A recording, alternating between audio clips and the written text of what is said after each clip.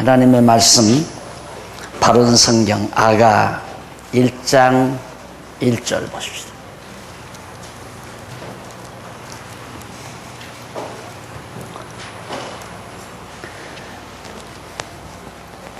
솔로몬의 노래 중의 노래다. 그의 입맞춤으로 그가 내게 입맞추기를 원하니 당신의 사랑이 포도주보다 달콤하기 때문입니다. 당신의 기름은 향기롭고 좋으며 당신의 이름은 쏟아놓은 향기름 같으므로 처녀들이 당신을 사랑합니다. 나를 인도해 주세요. 우리가 당신을 따라 달려가렵니다. 왕께서 나를 자기 침실로 데려가십니다. 4절까지 봉독했습니다.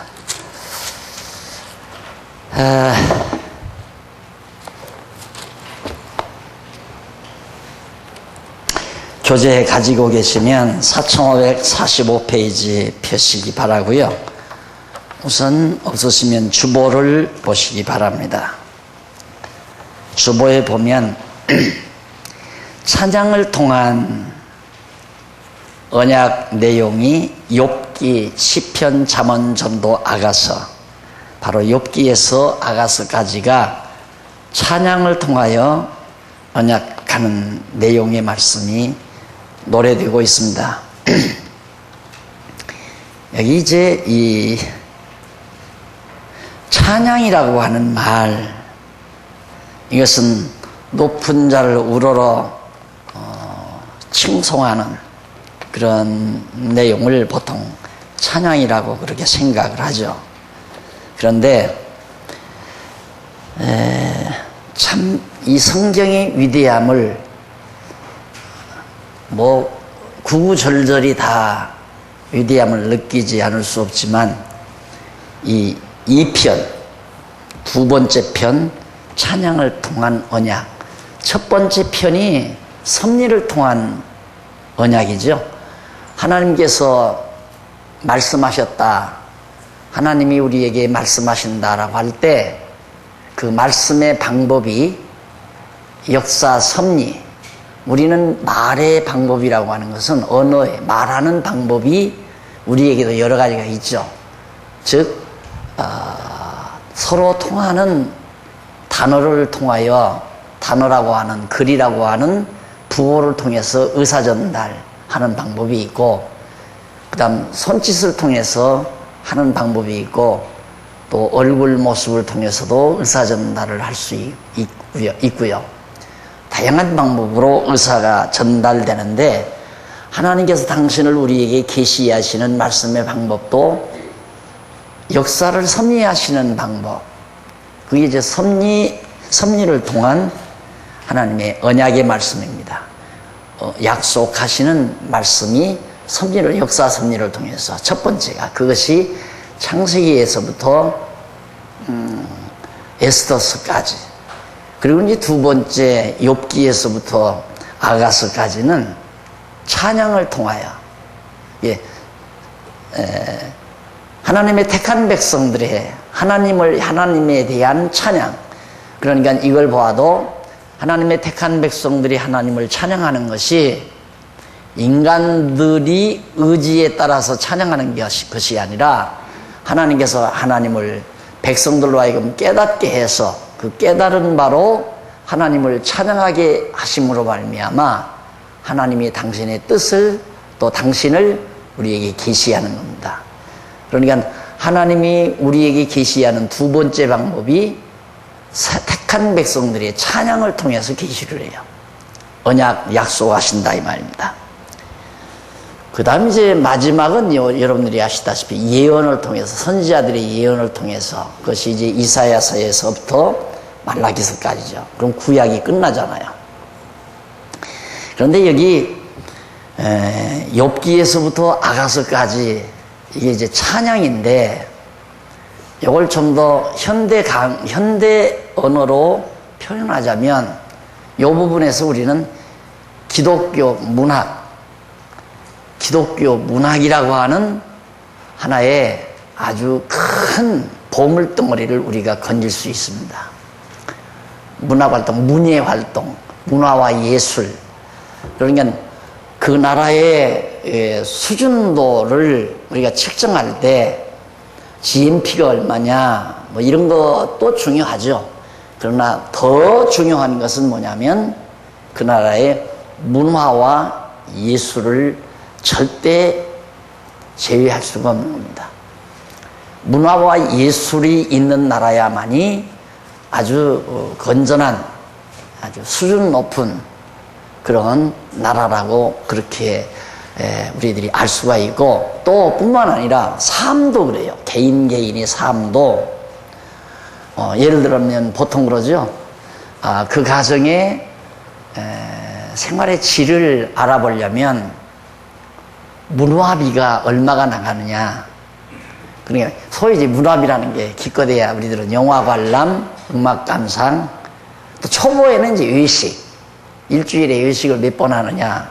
외식비를 뭐 문화비로 그렇게 처리하는 사람도 있고, 그 다음 이제 여행, 그 다음 이제 음악 감상, 영화 감상, 영화 관람 뭐 이런 것들을 이제 문화비로 그렇게 대부분 정해놓고 지출을 하잖아요. 그 문화비를 많이 지출할수록 아주 정말 고상한 가정이다, 이렇게 평가를 하죠. 그러나 최고의 문화가 뭔지 아십니까? 최고의 문화. 최고의 문화는 여기 나오는 대로 지금 여호와를 찬양하는, 이 찬양을 통한 하나님의 언약의 말씀을 깨닫고 음미하는 삶, 이 이상 수준 높은 문화 활동은 없는 겁니다. 최고의 문화 활동이죠. 왜 그런가? 보통 일반 문화라고 하는 건 다 어떤 위대한 영웅을 찬양하거나 위대한 영웅, 그것도 하나 이제 영웅이라는, 그래서 사람들이 영웅이 되려고 애쓰는 거예요. 그게 뭐냐면 영웅이 되려고 애쓰는 것은 자기가 신이 되려고 하는 거고, 자기가 또 최고가 되려고 애쓰는 것도 에덴 동산의 아담이 하나님과 같이 되려는 것과 똑같은 맥락입니다. 또 남을 이겨먹고 남이 따라올 수 없는 아주 제일 높은 자리를 차지하려고 노력하는 것도 전부 에덴 동산의 아담의 타락한 속성의 발로라고 그렇게 정리하면 틀림이 없습니다. 그러니까 진짜 기독교 문화나 기독교 예술에 젖은 사람이라면 그게 뭐 누구를 이겨먹거나 따라먹거나 최고가 되거나 영웅이 되거나 남으로부터 뭐 추앙을 받거나 이런데 벌써 연연한다고 하는 것은 그만큼 천박한 거죠, 사람이. 자기 자신이 천박하기 때문에 남들로부터 존경받으려고 하고 대우받으려고 하고 인기 얻으려고 하고 남보다 앞서려고 하고 이기려고 하고 최고가 되려고 노력하고 영웅이 되려고 애를 쓰고, 이게 전부 다 자기 허점에서 오는, 자기가 허황되니까, 자기가 뭔가 만족지 않으니까 그것으로 자기 만족을 추구하려고 하는 아주 애달픈 노력이라고 생각합니다. 애달픈 노력. 그러나 정말 기독교 문화 활동에 푹 빠진 사람은 그런 거에 연연하지 않습니다. 그냥 하나님과 자기 사이에서 만족한 거죠. 그냥 늘 기쁘고 즐겁고 감사하고. 그래서 항상 마음에 노래가 있어요. 마음의 노래. 그걸 뭘로 증명하느냐면 이 솔로몬에서 볼 수 있습니다. 솔로몬이 지혜, 부, 권력 다 줬습니다. 그러나 솔로몬에게서 가장 아름다운 게 뭐냐면 사랑의 노래예요. 사랑의 노래. 아가란 말이 사랑의 노래라는 뜻입니다. 그래서 여러분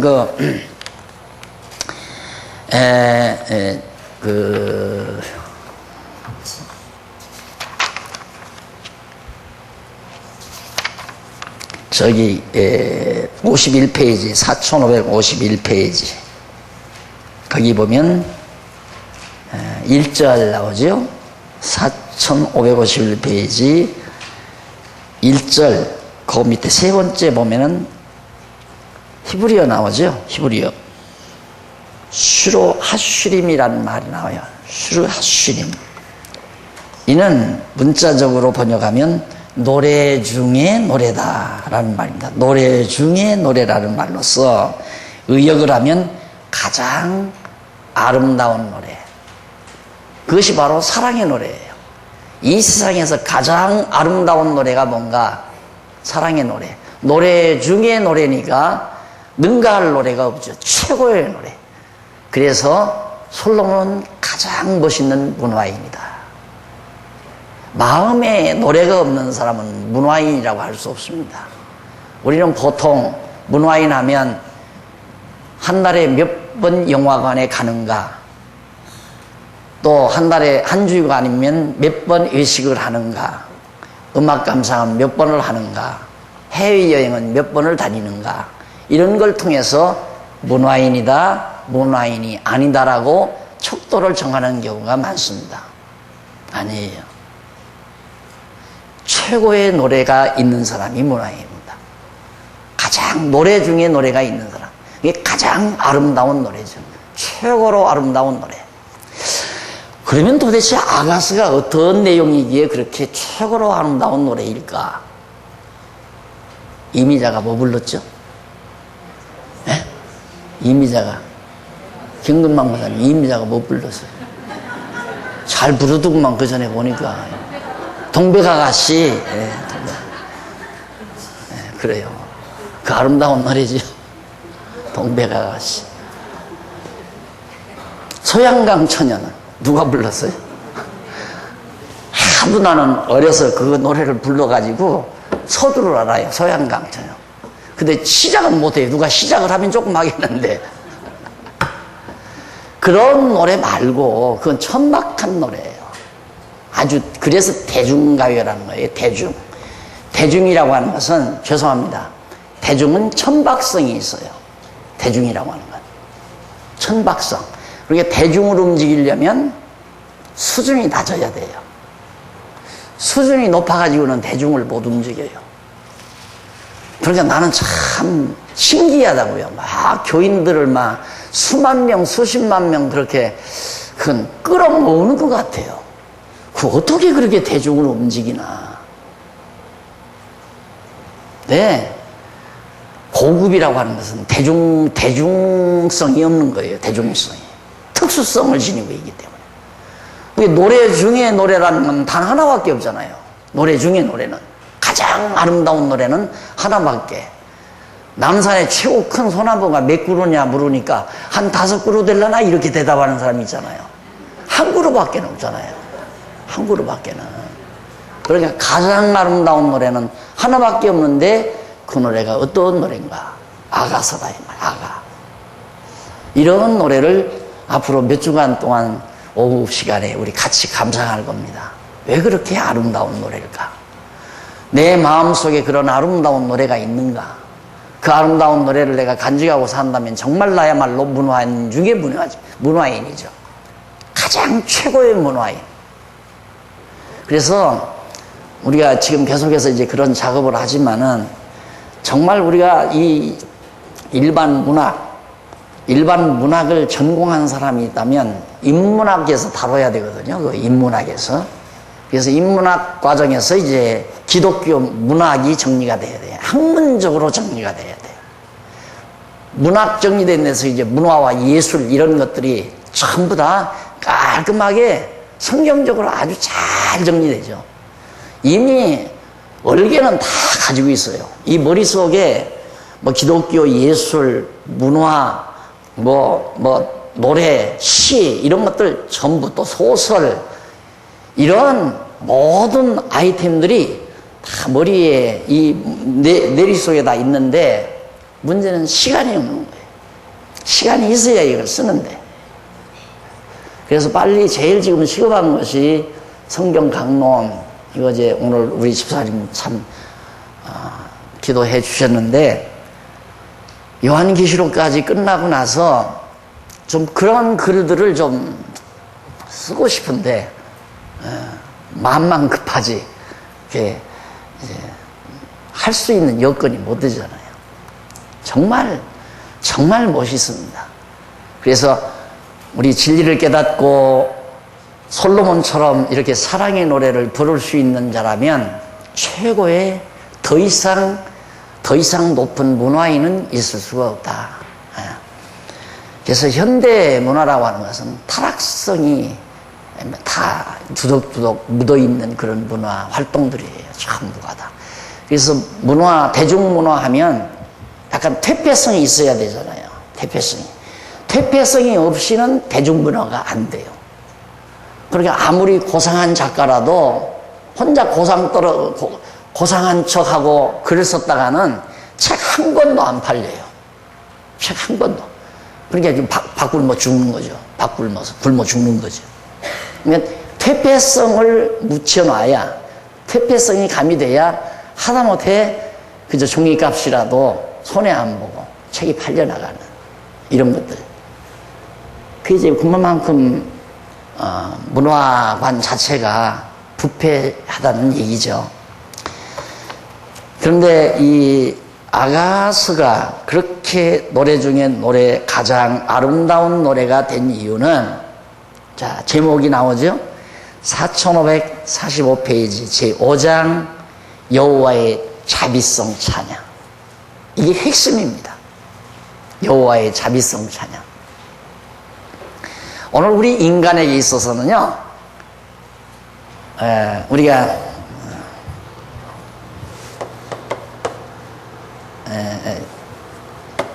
욥, 시편, 잠언, 전도, 아가서인데, 욥은 전능성 아니에요. 전능성 찬양. 시편은 신실성 찬양이고, 잠언서는 주권성 찬양이고, 그 다음 전도서는 영원성 찬양이고, 그 다음 아가서가 자비성 찬양이거든요. 우리 인간과 우리 사람과 하나님과의 밀착 관계를 표시하는 것이 자비성이에요. 그래서 솔로몬도 이걸 마지막에, 욥은 이제 모세 때 기록했다고 그러죠. 그렇게 학자들이 되게 알고 있는데, 시편은 다윗이, 그 다음 잠언, 전도, 아가서는 솔로몬이 기록한 거예요. 근데 솔로몬이 왕으로서 나라는 하나님이 다스리는구나. 우리 주권성, 하나님의 주권성을 노래했어요. 그리고 인간이 하는 일이란 다 영원하지 못한 거구나. 자기가 황금집 성전을 지어놔서도 그것도 다 무너질 날이 있고, 그래서 이제 보면은 솔로몬이 세울 때가 있으면 무너질 때가 있고, 설 때가 있으면 앉을 때가 있고, 던질 때가 있으면 떨어질 때가 있고, 다 만사가다. 그러니까 결국 이 세상 만사는 언젠가는 끝날 때가 있다는 거죠. 그렇게 영원하지 못하다는 거예요. 그런데 하나님이 하시는 일은 영원하다. 그래서 자기가 정말 부와 영화를 누리면서 왕위의 자리에 앉아서 나라를 다스리는 그것도 결국은 자기가 이제 죽어서 끝나는 데가 있지만은, 하나님의 나라는 영원하다는 것을 솔로몬이 이제 깨닫게 되죠. 그래서 하나님이 하시는 일은 영원하지만 자기가 하는 일은 다 영원하지 못하다. 그걸 노래했어요. 여기 와서 결정타를 남기는 겁니다. 하나님은 나를 사랑하는데 얼마나 자비로우시냐면, 하나님은 한 번 나를 사랑하고 나면 절대 내가 천하없는 잘못을 행한다 할지라도 하나님은 버리지 않더라. 하나님이 너무너무 자비로우신 분이다. 이걸 이제 솔로몬이 발견한 거예요. 그리고 여기서 완전히 노래가 막 결정타를 날리는 겁니다. 그래서 이는 이 사랑의 노래, 가장 아름다운 노래를 통해서 하나님의 자비성을 찬양해요. 여기서도 물론 하나님의 영원성, 하나님의 주권성, 하나님의 실실성, 전능성, 하나님을 다 찬양하는 거죠. 결국 기독교 문학이라고 하는 것은 하나님을 대상으로 하는 거예요. 하나님의 전능하심을 표현하고, 하나님의 아름다우심을 표현하고, 하나님의 사랑, 자비로우심을 표현하는, 결국 인간 작품인 인간 문학이라고 하는 문화나 예술은 전부 피조물을 노래하잖아요. 피조물을 노래하고 피조물을 찬양하고, 파란 가을 하늘, 가을 하면 이제 파란 하늘을 노래하죠. 뭉게구름을 노래하고, 전부 피조물을 노래해요. 이게 천박한 거죠. 전부가 다. 그리고 어떤 한 영웅을 탁 해놓고 영웅을 찬양하고.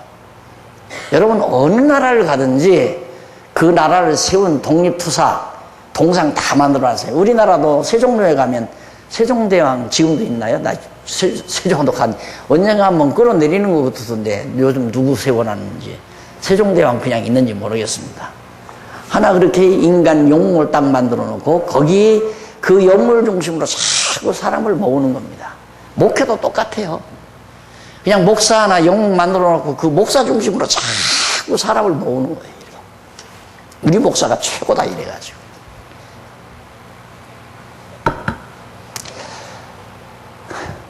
네,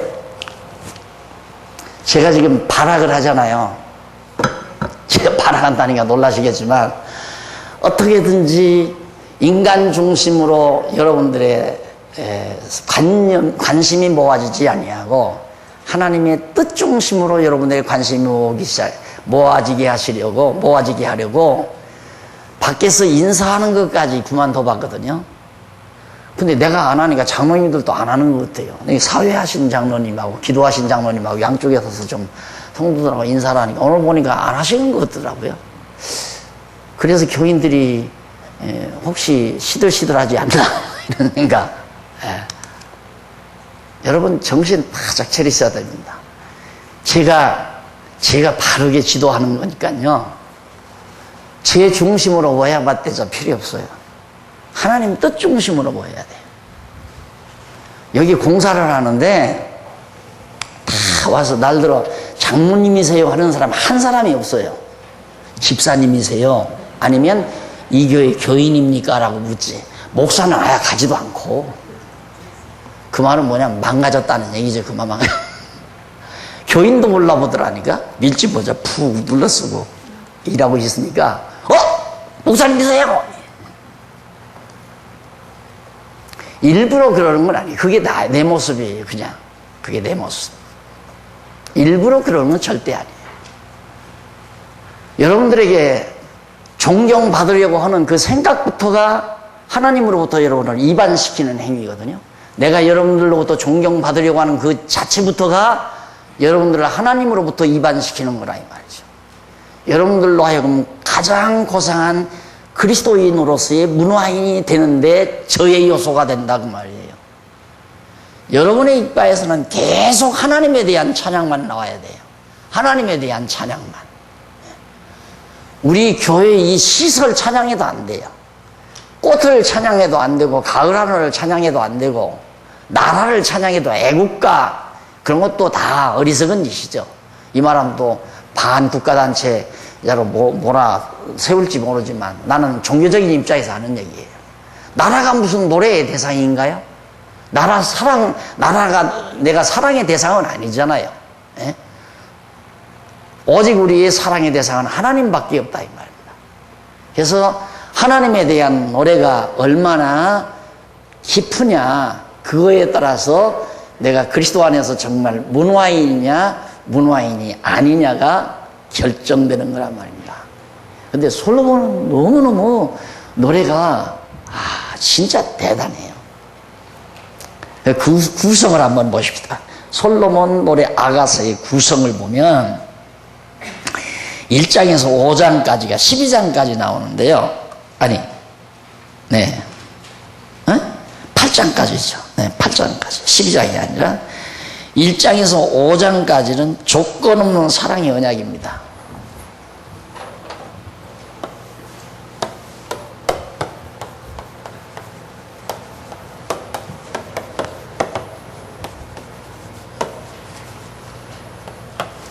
이게 이제 1장, 5장. 그리고 두 번째가 후반부가 변함없는 나오죠. 5장 2절부터 8장까지는 변함없는 사랑의 성취.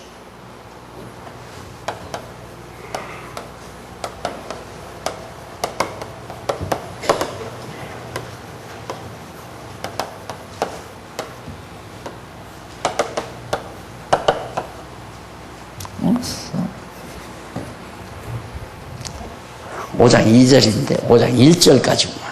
앞에서는 이 5장 1절까지고 여기는 5장 2절부터 8장까지. 자, 보세요. 언약 성취 나오죠? 이게 자비하심이란 말이에요.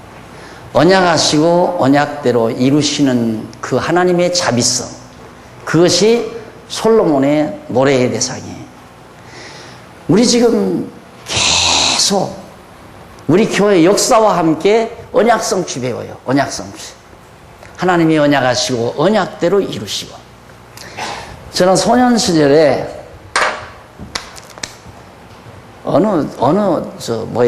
이 얘기책을 봤는지 형님한테 얘기를 들었는지 뇌리에 남은 게 있어요. 오늘 왕자가 거지 모습을 하고 어느 이제 해변을 지나다가 해변가에 있는 오두막집에 들리게 됐어요. 하룻밤 자고 가자니까 거지 같으니까 그냥 재워준 거예요. 그런데 거기는 무남동녀 의 딸하고 아버지 혼자 어부 고기 낚아 배 몰고 가서 고기 낚아 먹는 아버지하고 딸 혼자서 살고 있는 거예요. 근데 이 왕자가 가만히 그 딸을 보니까 용모가 구석구석이 참 쓸모가 있고 참 귀하게 생겼다 이 말입니다. 그래서 이 왕자가 왕자인 집 모르죠. 그 딸하고 약속을 했어요. 우리 결혼하자고. 아버지도 승낙을 했어요. 아버지도 이제 나이가 들고 그러니까 딸을 빨리 여우고 싶어서 승낙을 했어요. 그런데 언제쯤 3년 후에 며칠 날 몇 시에 여기 도착하겠다. 그때까지만 참아달라. 하고 가서 3년이 지나고 왕자가 백마를 타고 가는 겁니다. 거기를. 가는데 그 여자의 아버지가 병이 들렸어요. 고롱고롱해요. 금방 숨이 넘어가요. 아버지 2시간만 견뎌주세요. 2시간만 오면 틀림없이 나와 사랑의 약속을 맺은 그 남자가 나를 만나러 올 겁니다. 아버지 2시간만 견뎌주세요. 1시간만 견뎌주세요. 30분만 견뎌주세요. 10분만 기다려주세요. 딱 몇 초가 남았는데 밖에서 척푸덕 백마 말굽소리가 들리는 거 아닙니까? 주인장 계십니까? 목소리가 들립니다. 아버지가 누워있다 벌떡 일어납니다. 내 사유냐? 보니까 진짜 왕자가 백마를 타고 와서 딸을 데려가는 모습을 아버지가 보고 조용히 눈 감았다는 얘기입니다.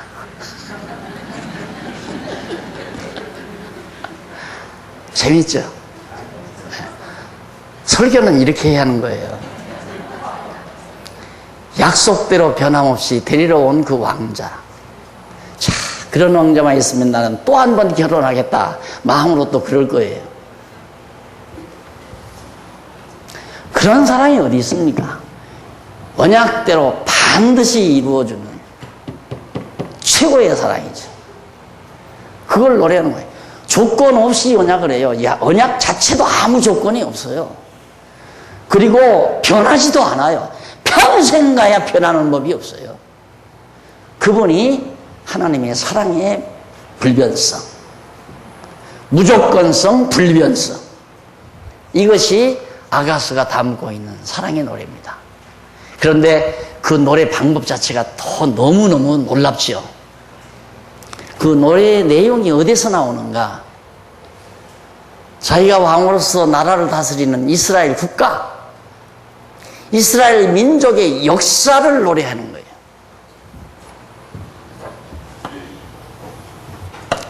이스라엘 민족 처음에 아브라함이죠.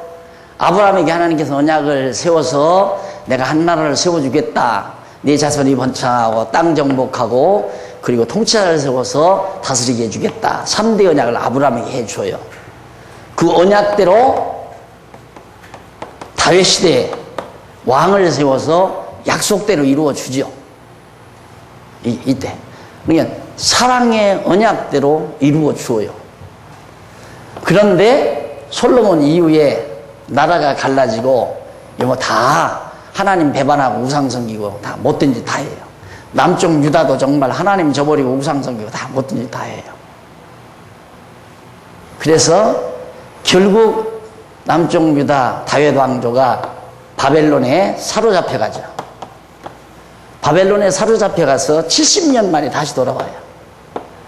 그래서 다시 예루살렘 세우시고 백성들을 회복시키시고. 왜? 변함없이.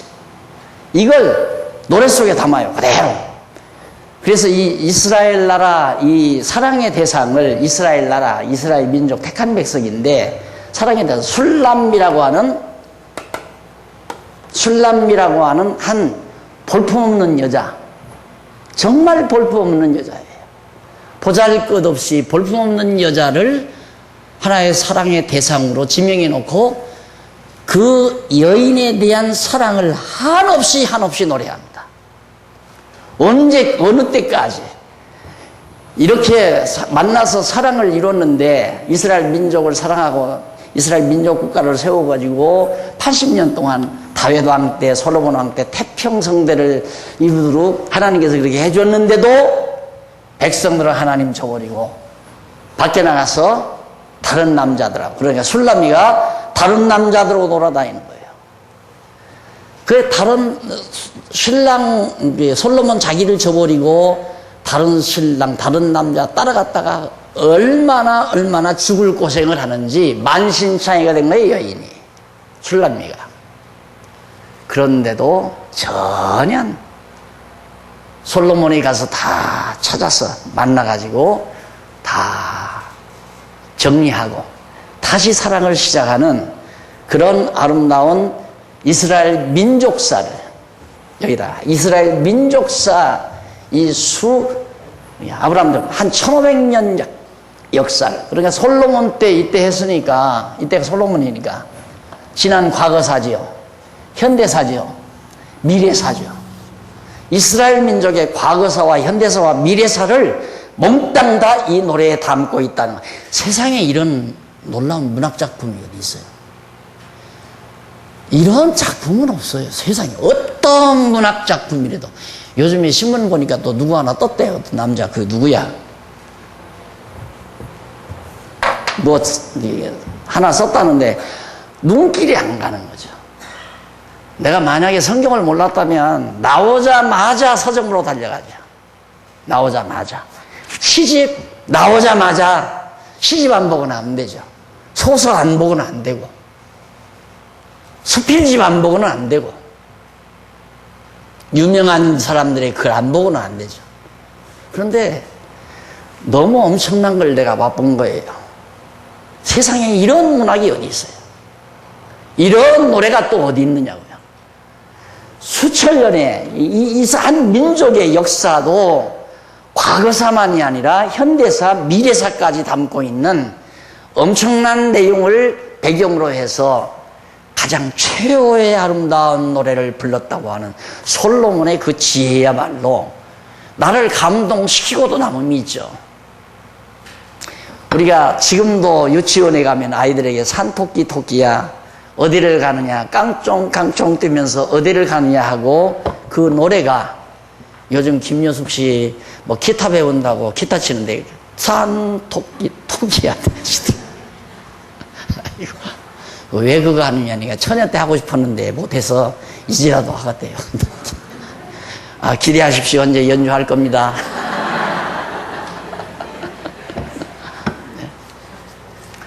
왜 그러는가? 그 외정시대의 민족의 비운을, 민족의 운명을 그 산토끼 토끼야 동요 속에 담은 거예요. 대한민국이라는 나라를 토끼로 비유해 놓고 토끼가 생겼잖아요. 이 산토끼 토끼야 연약한 토끼. 토끼가 제일 힘없잖아요. 호랑이 밥이에요. 토끼는 늑대들의 밥이고 호랑이 밥이고 산짐승들의 밥이죠. 토끼는. 그렇게 형편없는 토끼야 너 어디를 가느냐. 종처 없이 외정치하에 몰려서 대륙을 향해서 아무리 뛰고 또 도망가도 만주로 도망가고 동남아로 남양군으로 도망간다고 해서 살 거냐 이거죠. 산토끼 토끼야 어디를 가느냐. 깡총깡총 뛰면서 어디를 가느냐. 이 민족의 비운을 노래한 내용이기 때문에 그래서 유명하잖아요. 산토끼. 푸른 하늘 은하수 하얀 쪽배엔 가기도 잘 동한다. 뭐 그 노래 있잖아요. 그것도 역시 나라의 운명을 노래한 내용이죠. 여기는 나라의 운명을 노래하는 것이 아니라 나라의 운명을 담고 하나님의 자비성을 노래했다는데 바로 패턴이 달라요. 그래서 이게 신본주의 문학, 하나님 중심 문학, 하나님을 찬양하는 문학, 나라를 찬양하거나 유인을 찬양하거나 영웅을 찬양하거나 꽃을 찬양하거나 자연을 노래하거나 그거 아니에요. 세상 문학이란 전부 그거죠. 자연을 노래하고 인간을 노래하고 나라를 노래하고. 그래 요즘 이제 좀 의식 있는 작가다 하면 이제 나라를 생각해서 나라의 역사를 배경으로 삼고 이제 장편 소설을 쓴다거나 이렇게 되면 이제 막 하나의 깊이 있는 거다. 지식인들이 읽어야 될 하나의 작품이다. 이러지만 읽으나 마나. 그걸 안 돼요. 그래서 이 솔로몬의 이 아가라고 하는 이 노래가 얼마나 정말 대단한 노래인가. 언약대로 반드시 어떤 인간의 조건과 인간의 애당초 조건 없이 사랑의 언약을 맺었기 때문에 조건 없이 변함이 없어요. 네가 잘하면 나도 잘해주고 네가 못하면 나도 못해준다. 인간은 어쩔 수 없이 그런 경우가 많잖아요. 절대적 사랑이라는 게 불가능하거든요. 인간이란 상대적이기 때문에 오해도 있을 수 있고 상대적이기 때문에 상대가 나에게 잘못할 때에는 나도 결국 마음이 흔들릴 수도 있고 이게 연약한 인간의 모습이라고 합니다. 근데 하나님은 인간에게서 하나님이 뭘 조건 세우겠어요? 여러분 그걸 깨달으려면 이제 자라나는 어린 애기 한 2-3살짜리 걔에게 부모가 조건 거는 일 없습니다. 너 오늘 잘 놀면 저녁에 올 때 너 좋아하는 빵 사다 줄게 이렇게 말하는 부모는 없어요. 조건 없어요. 아빠가 맛있는 거 사다 줄게 하고 출근한 말이에요. 조건 없어요. 애기는 온종일 엄마 귀찮게 하고 울고 불고 짜증내고 다 했어요. 그런데 여전히 아빠는 퇴근길에 애기가 좋아하는 맛있는 음식을 사들고 들어온다 이 말이에요. 그런 걸 조금이라도 느낀다면 하나님의 사랑을 느낄 수 있는 거죠. 하나님이 그런 분이라 우리가 이해할 수 있는 범주 내에서는 그 정도. 그런데 하나님은 절대자예요. 하나님이 만약에 변한다면 내가 조금만 잘못해서 하나님 변한 내가 연보를 좀 못했더니만 안 했더니만 하나님이 좀 요즘 날 경제적으로 괴롭히더라. 불안해서 어떻게 살아요? 불안해서. 내가 일러드릴게. 연보하기 싫으면 안 해도 하나 관계없어요. 하나님 그런 것 보는 거 아니에요. 연보 많이 냈다고 해서 너 착하다. 내가 너 좀 봐주마. 그런 하나님도 아니에요. 아무 조건 없어요. 다만 내게 달린 거예요. 하나님의 그 엄청난 사랑을 깨닫고 다시 하나님을 기쁘시게 하고 싶은 마음 그 하나뿐이죠. 당연한 거 아닙니까? 내가 하나님을 기쁘시게 하고자 하는 마음을 가진 내가 행복한 거지 내가 하나님을 어떻게 기쁘게 하겠어요? 기쁘시게 해주겠어요? 그것이 하나님이 우리를 향하신 절대적 사랑. 이걸 바로 이런 민족사를 배경으로 해서 아주 정말 아름다운 필체로 아가서를 노래한 내용. 그 바른말 성경은 그래도 상당히 이제 부드럽게 번역이 됐어요. 옛날 개역 성경은 번역이 좀 딱딱했는데 이번 바른말 성경은 훨씬 우리 젊은 세대들이 이렇게 받아들이기에 아주 부드러운 어체로 그렇게 번역이 돼서 제 강의가 한층 더 재미있을 거라고 이렇게 생각이 됩니다.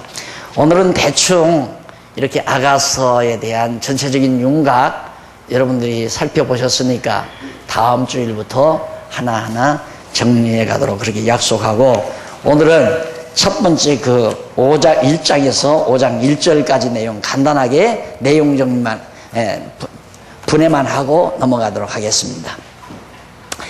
1장에서 5장 1절까지인데 그 내용 가운데 4548페이지 위에 보십시다. 거기 보면 그 내용 가운데 세 번째 줄 1장에서 2장 7절은 처음 사랑의 언약에 대한 노래입니다. 처음 사랑의 언약. 처음 사랑이라니 아브라함과 맺은 사랑의 언약이죠. 내가 너로 하여금 큰 민족을 이루게 하다. 처음 사랑의 언약. 그걸 노래해요. 그 다음에 이제 좀 내려가면 2장 8절로부터 3장 5절까지는 신랑 신부 상봉에 대한 노래를 통해 여호와의 자비성을 찬양합니다. 신랑 신부의 상봉. 자, 아브라함과 사랑의 언약을 맺고 언제 상봉하는가? 여기서 상봉하는 거죠. 여기서 다 상봉해가지고 연을 타고 신랑이 이제 신부마저로 쫙 오는 겁니다. 다윗 왕 때 모습이 이제 노래되고 있습니다. 그 다음 이제 3장 6절로부터 5장 1절까지는 영광의 혼인잔치에 대한 노래가 나와요. 영광의 혼인잔치. 여기 이제 정말 다윗이 왕이 되고 등극함으로 이제 영광의 혼인잔치가 이루어진 거죠. 왜? 다윗은 왕이지만 자기가 왕이라고 생각 안 했어요. 자기는 왕이지만 이스라엘 민족의 왕은 하나님이시다. 다윗은 왕이면서도 하나님의 백성으로 살았다는 얘기입니다. 그래서 완전히 하나님과 다윗, 이스라엘 나라가 결혼한 것처럼 그렇게 완전히 행복의 극에 달하는 그런 장면이 바로 이제 5장 마지막 부분, 이 1장에서 5장 1절까지 마지막 부분에서 그 내용이 노래되고 있습니다. 다음 시간 우리 처음 사랑의 언약에 대해서 말씀 듣기로 하고 오늘 강의 여기서 마무리합니다. 기도하십시다. 살아계신 하나님 아버지, 하나님이 우리를 얼마나 어떻게 사랑하셨는가를 우리는 아가서를 통해서 다시 한번 개략적으로 정리해 봤습니다. 하지만 우리들은 항상 하나님을 의식하지 못할 때마다 쓸쓸하기도 하고 외롭기도 하고 허탈하기도 하고 공허하기도 하고, 바로 사랑의 감정이 내 마음을 지배하지 않기 때문에 가장 아름다운 노래가 내 마음에서 우러나오지 아니할 때가 많습니다. 솔로몬의 마음 속에 가장 아름다운 노래 중에 노래가 있게 하신 하나님 아버지여, 오늘 우리에게도 이 아름다운 노래가 지워지지 않고 잊혀지지 아니하도록 항상 우리 가슴 속에 이 아름다운 노래를 담고 살아가는 슬기로운 종들이 되게 해 주시옵소서.